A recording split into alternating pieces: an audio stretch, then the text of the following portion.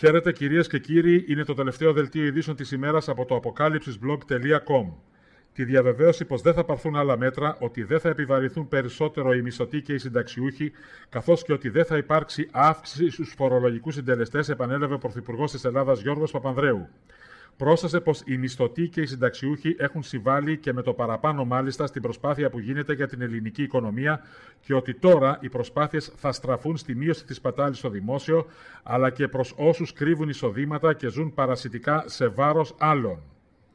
Στην Τουρκία θα κυκλοφορήσει βιβλίο του πρώην Υπουργού Γεωργίας Turgut Özal, αδερφού του πρώην Προέδρου της χώρας Turgut Özal, στο οποίο αποκαλύπτει πως οι εθνικιστές Ισλαμιστές του Νετζμετίν Ερμπακάν ευθύνονται που δεν σταμάτησε από την πρώτη μέρα η εισβολή του 1974 στην Κύπρο. Σύμφωνα με τον Turgut Özal, ο τότε πρωθυπουργός Μπουλέντ Ετζεβίτ συγκάλεσε το Υπουργικό Συμβούλιο και προειδοποίησε για το αιματοκύλισμα στην Κύπρο. Τα μέλη του δικού του Ρεπουμπλικανικού Λαϊκού Κόμματος ψήφισαν να σταματήσουν οι εχθροπραξίες, αλλά οι Ισλαμιστές του Ερμπακάν είπαν όχι. Ζητήθηκε τότε η άποψη των στρατιωτικών που αποφάνθηκαν ότι τα πράγματα πήγαιναν πολύ καλά για τις τουρκικές δυνάμεις και έτσι η εισβολή συνεχίστηκε 3 ακόμα ημέρες.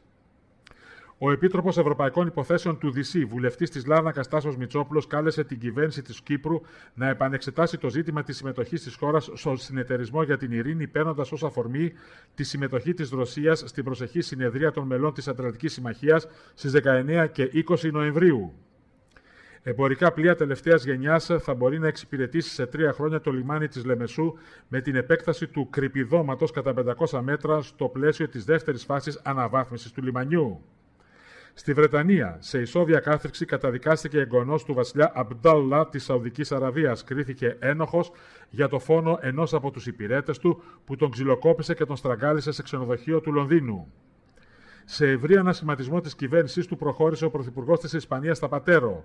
Καταργήσεις Υπουργείων, έξοδος ιστορικών στελεχών και ενίσχυση του μέχρι τώρα Υπουργού Εσωτερικών είναι τα βασικά χαρακτηριστικά του ανασχηματισμού. Κρίσιμο παιχνίδι σε λίγη ώρα δίνει ο Παναθηναϊκός ενάντια στη ρωσική Ρούμπιν. Οι πράσινοι χρειάζονται οπωσδήποτε νίκη για να διατηρήσουν τις ελπίδες πρόκρισης στον επόμενο γύρο του Champions League. Σεισμός στην Αγγλία με τον επιθετικό άσο της Manchester United Wayne Rooney. Δεν θέλει να μύδει στην ομάνα του και όπως δείχνουν τα πράγματα, οι μπέμπιδες θα τον βγάλουν στο σφυρί πριν λήξει το συμβόλαιό του στο τέλος της περίοδου 2011-2012. Περισσότερα διαβάστε στο blog μας. Ο καιρός στην Κύπρο θα είναι νεφελώδης και η θερμοκρασία θα πέσει στους 18 βαθμούς Κελσίου. Αύριο Πέμπτη και την Παρασκευή ο καιρός θα είναι κυρίως έθριος.